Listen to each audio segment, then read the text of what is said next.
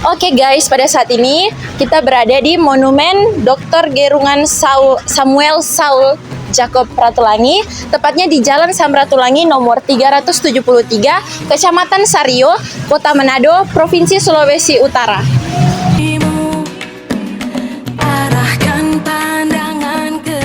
Oke, pada saat ini kita sudah tiba di Monumen Dr. Ratulangi, tepatnya di Makam Pahlawan Nasional Sam Ratulangi yang berada di Kelurahan Wawalintoun, Tondano, Provinsi Sulawesi Utara. Dr. Gerungan Samuel Saul Jacob Ratulangi lahir pada 5 November 1890 di Minahasa, tepatnya di Tondano, Provinsi Sulawesi Utara, dan meninggal pada 30 Juni 1949 di Jakarta dan dimakamkan di Monumen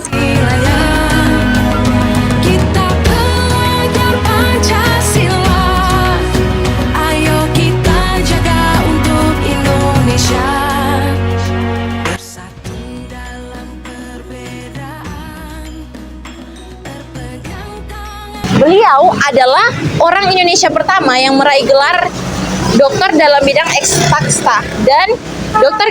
Ratulangi juga seorang politikus, jurnalis, pendidik, dan pejuang kemerdekaan, dan berperan dalam PPKI dan menjadi gubernur Sulawesi pertama.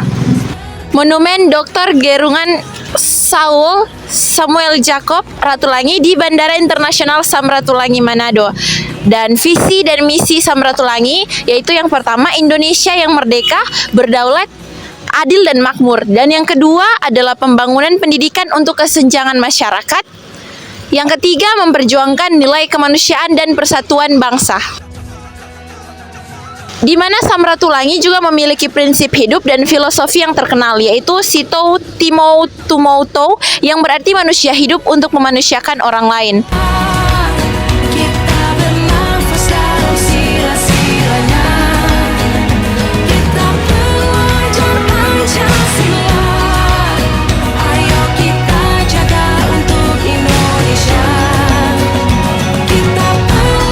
Monumen Dr. Gerungan Samuel Saul Jacob Ratulangi di kampus Universitas Sam Ratulangi.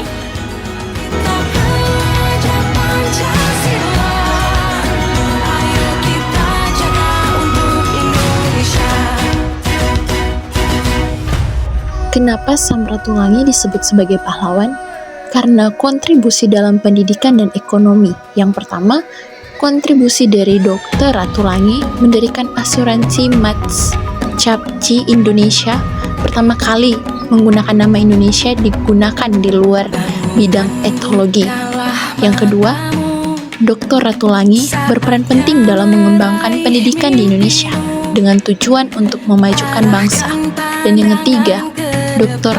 Ratulangi juga berperan aktif dalam perumusan Undang-Undang Dasar 1945 sebagai dasar hukum negara Indonesia, dan juga sebagai salah satu anggota PPKI yang memperjuangkan kemerdekaan Indonesia.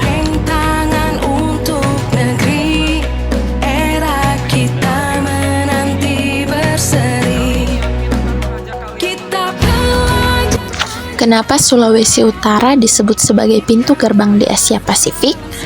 Karena yang pertama, letak strategis. Sulawesi Utara terletak di jalur perdagangan internasional dan berbatasan langsung dengan negara seperti Filipina dan Malaysia. Yang kedua, akses mudah. Sulawesi Utara memiliki akses mudah ke kawasan Asia Timur dan Pasifik, yang dimana bisa mendukung konektivitas internasional. Dan yang ketiga, keunggulan infrastruktur. Sulawesi Utara memiliki Pelabuhan Bitung, Bandara Internasional Sam Ratulangi, kawasan ekonomi khusus, dan dekat dengan jalur pelayaran strategis. Asia Pacific Economic Cooperation atau yang lebih dikenal dengan APEC saat ini memiliki 21 anggota negara, yaitu Australia, Brunei Darussalam, Kanada, Chili, Cina, Malaysia, Meksiko, Selandia Baru, Papua Nugini, Peru, Filipina, Rusia, Singapura, Taiwan, Thailand, Amerika Serikat, Vietnam, Hong Kong, Jepang, Korea Selatan, dan negara tercinta kita, yaitu Indonesia. Tujuan utama pembentukan APEC adalah mendorong pertumbuhan ekonomi dan meningkatkan kesejahteraan negara-negara di Asia Pasifik.